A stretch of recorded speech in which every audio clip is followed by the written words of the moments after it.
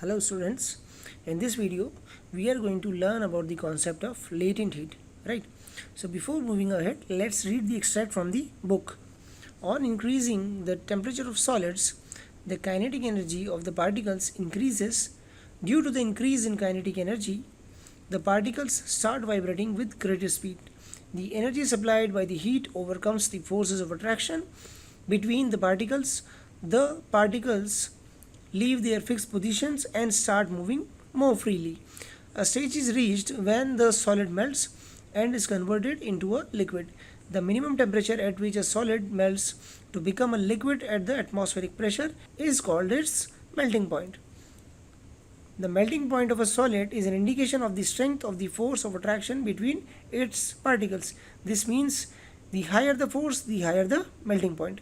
The melting point of ice is 273.15 Kelvin, which is equal to 0 degree Celsius. The process of melting, that is change of solid state into liquid state, is also known as fusion. So when a solid melts, its temperature remains the same. So where does the heat energy go? You must have observed during the experiment of melting that the temperature of the system does not change after the melting point is reached till all the ice melts. This happens even though we continue to heat the beaker, that is we continue to supply the heat, right? यहाँ पर इस extract में जो भी कहा गया, let's try to understand that one. Here we have a system, a glass beaker. You can see here the ice cubes inside the glass beaker, right? And we have a thermometer over here fitted inside the system, and this one is our spirit lamp, and this would be used to heat up the system. अब हम क्या करेंगे, इस system को heat करना start करेंगे, लेकिन उसके पहले हम इस थर्मोमीटर की मदद से इस सिस्टम की रीडिंग लेते हैं. सो यहाँ पर आइस होगा and there would be some water around it, right? So say when we take the initial reading, so reading before heating, system heat करने से पहले से it was 0 degree Celsius. The temperature that we noted was suppose 0 degree Celsius. इतना temperature हमने note किया. Then what we do, let's suppose कि हमने उसको 1 मिनट तक सिस्टम को हीट किया. So we have supplied the heat for 1 minute. Here we can see we start the flames from the burner. ये बर्नर से हमारी जो स्पिरिट लैम्प है, हमारा जो लैम्प है, उससे हीटिंग स्टार्ट हुआ. Now what would happen when you start heating the system, this ice would simply convert into water. So here you can see it is starting to convert into water. यहाँ पर पानी हमारा बढ़ता जा रहा है, बढ़ता जा रहा है. जैसे जैसे हम हीट करते जाएंगे, this water quantity would increase as the ice is turning into water, क्योंकि आइस जो है यहाँ पर पानी में कन्वर्ट होता चला जाएगा as you provide the heat. So as we heat up the system, the temperature should increase. जैसे जैसे हम किसी चीज़ को हीट करते हैं वैसे वैसे उसका टेम्परेचर बढ़ता चला जाता है. लेकिन टू आवर सरप्राइज, जब हम बाद में इसकी दूसरी रीडिंग लेते हैं, that means after heating, right? So after heating जब हमने इसकी रीडिंग ली तो it was again 0 degree Celsius, right? So the temperature did not rise. And how is this possible? ऐसा कैसे हो रहा है? ये हीट जो हमने सप्लाई करी थी स्पिरिट लैम्प के थ्रू, ये कहाँ पर चली गई, right?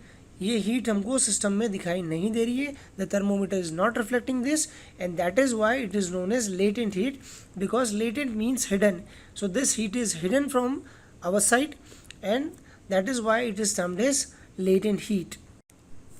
Now, as we have studied in the extract given from the book, that when you supply heat energy, the particles start vibrating with higher frequencies.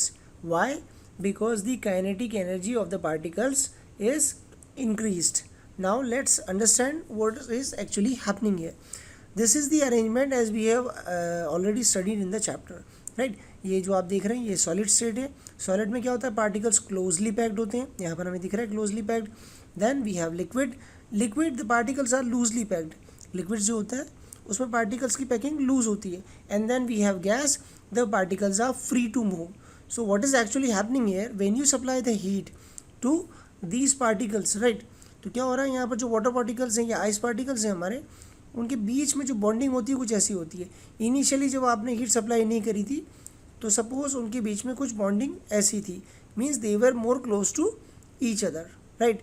और जब आपने हीट सप्लाई बढ़ाया, आप हीट सप्लाई करते गए, व्हाट विल हैपन, इनके बीच में जो बॉन्डिंग है वो टूटेगी because of the heat energy. That heat energy is use to overcome the bonding between these particles, and what would happen, these particles would be separated. ये ज़्यादा दूर हो जाएंगे, और जब दूर हो जाएंगे तो they would be loosely packed as in liquid.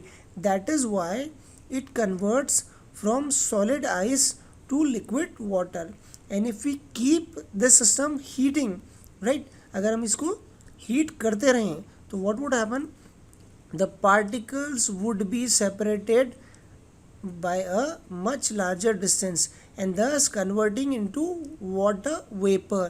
और ये जो हमारा लिक्विड वाटर है ये फिर वाटर वेपर में, गैस में कन्वर्ट होने लग जाएगा, right. So what was happening, the heat given was used up in changing the state by overcoming the forces of attraction between the particles, right.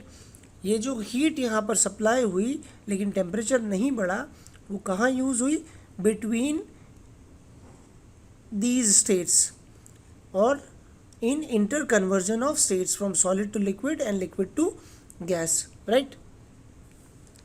As this heat is absorbed by ice without showing any rise in temperature, it is considered that it gets hidden into the contents of the beaker and is known as latent heat, right. That is why it is known as latent heat, as it is hidden, right. Latent means hidden in Latin. The word latent means hidden. The amount of heat energy that is required to change 1 kilogram of a solid into liquid at atmospheric pressure at its melting point is known as latent heat of fusion.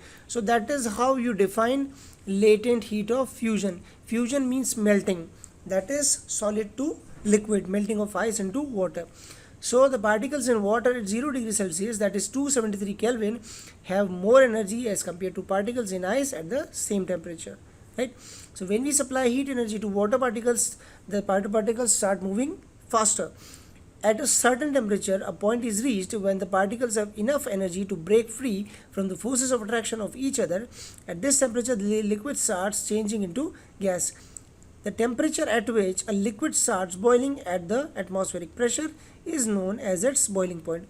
Boiling is a bulk phenomena.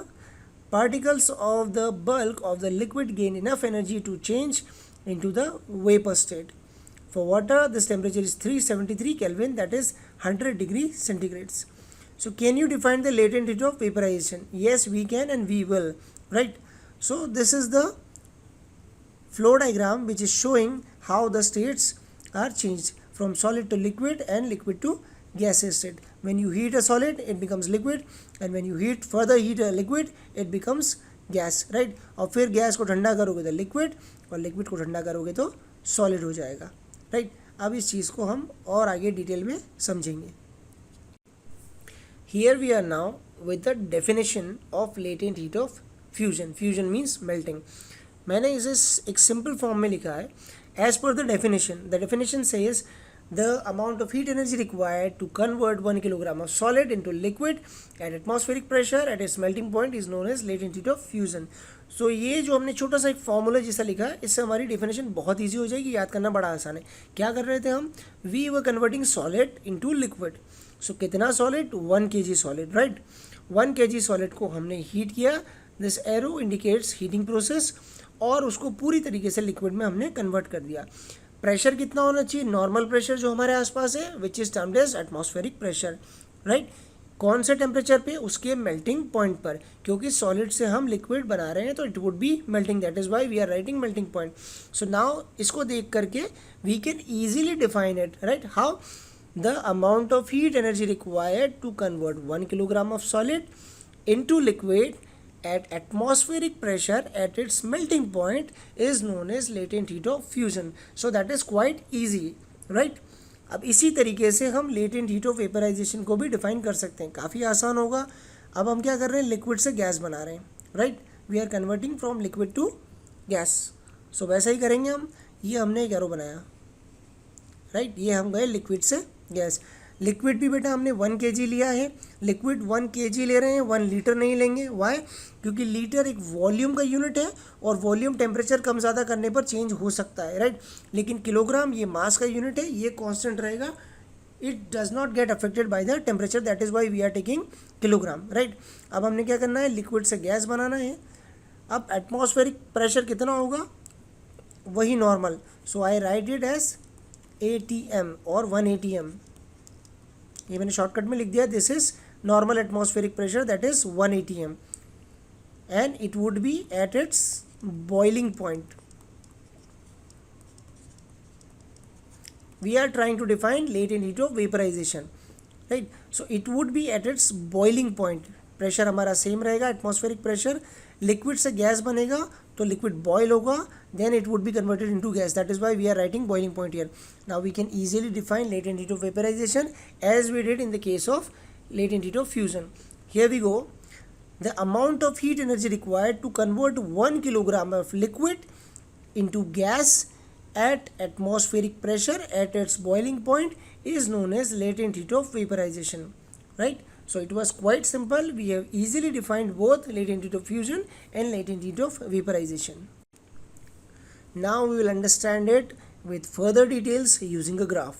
मैंने यहाँ पर एक graph assume किया है जिसमें temperature है मेरा y axis पर and heat is given on the x axis, right. जो हीट में ऐड करूँगा वो x एक्सिस पर डालूंगा और जो टेम्परेचर ऐड होगा वो होगा मेरा y एक्सिस पर, right. So I started with 0 degree centigrade, right.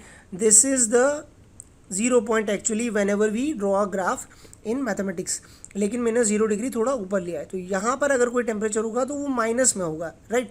मैंने इस 0 डिग्री को थोड़ा सा ऊपर लिया है so that I can draw this line. कहाँ से ये लाइन है, ये let's try and understand.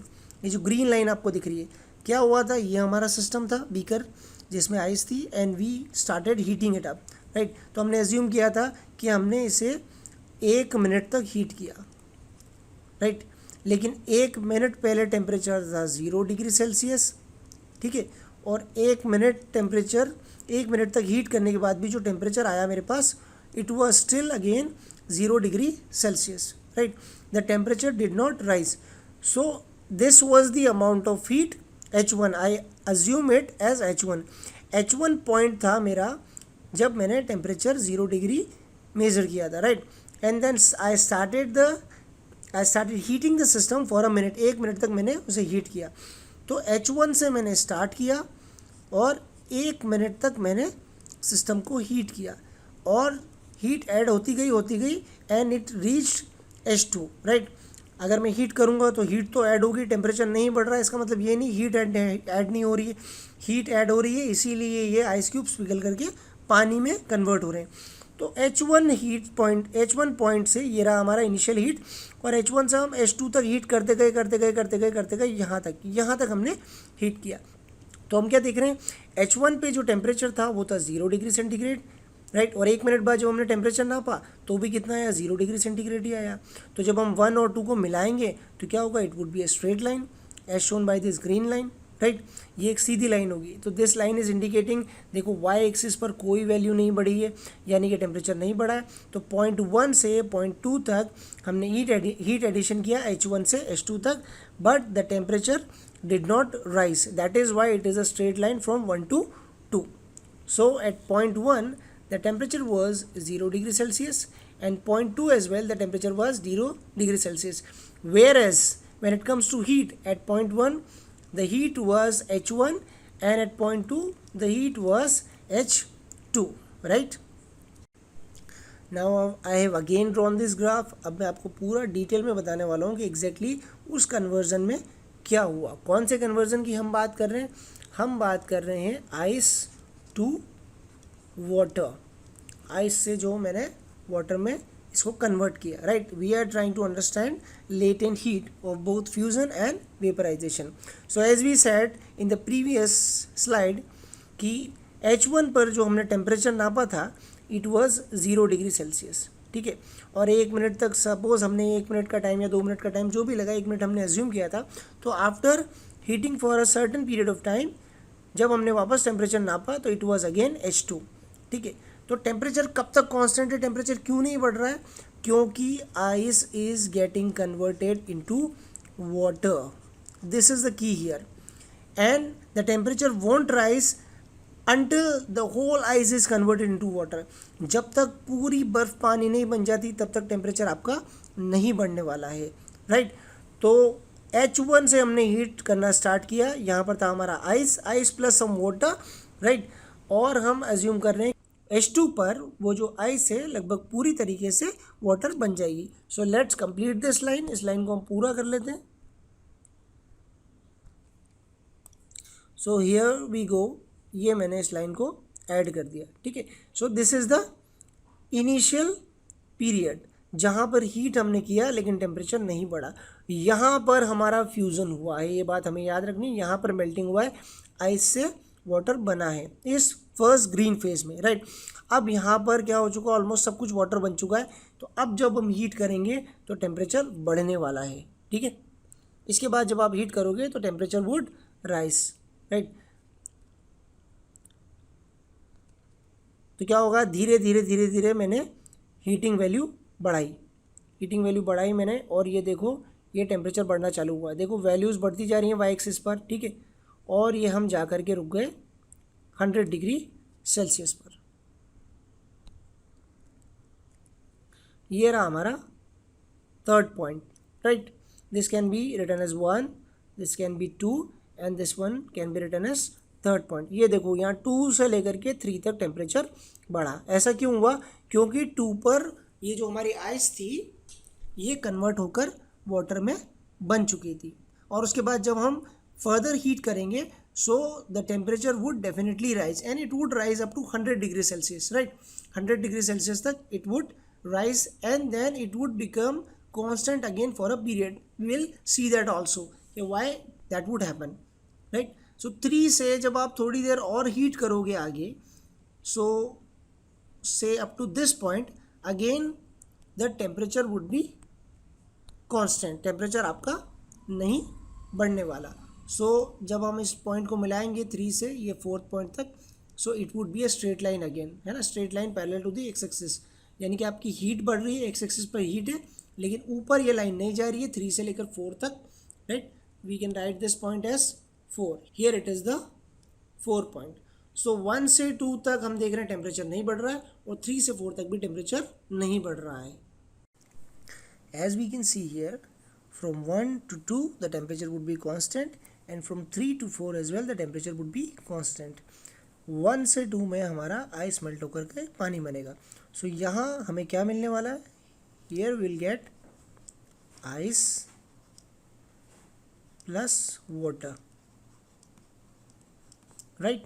Here eight 1 to 2 or this point, here we will get ice and water। now as all the ice converts into water, और उसके बाद जब हम और हीट करेंगे तो the temperature would increase and increase up to 0.3 which is 100 degree centigrades, right। and then up to 0.4 the temperature stays constant। why is it so, because यहाँ पर 3 point पर the water starts boiling, this is the boiling point, right। 2 was the melting point and 3 is the boiling point, it is 100 degree Celsius, and now the water starts converting into vapor, पानी से हमारा भाप बनना start हो जाएगा। that is why up to 3 to 4 the temperature again would remain constant। क्यों होगा ऐसा, क्योंकि जब आप हीट करोगे तो water at 100 degree Celsius directly converts into vapour, so that heat energy is used up from water to vapor। first the heat energy is used up in converting ice to water, that is the latent heat of fusion, and then the heat energy is used up in converting water to vapor, that is the latent heat of vaporization, right। so here we will get water plus vapor, so that is how it works। this point 1 to 2 shows the latent heat of fusion, and points 3 to 4 show latent heat of vaporization. So here we can write from 1 to 2 as fusion, क्योंकि यहाँ पर fusion हुआ था, ice पिघली थी हमारी.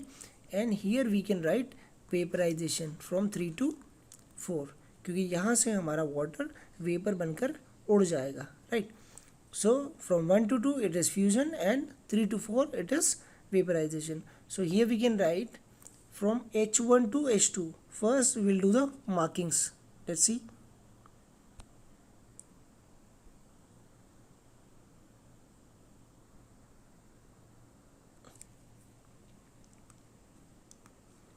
This you can see a very thin line joining point H1 and H2.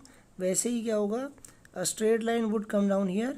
यहाँ से सीधे एक लाइन हम नीचे उतारेंगे यहाँ पर, and another straight line would be right here, so that we can get the points on x-axis, right.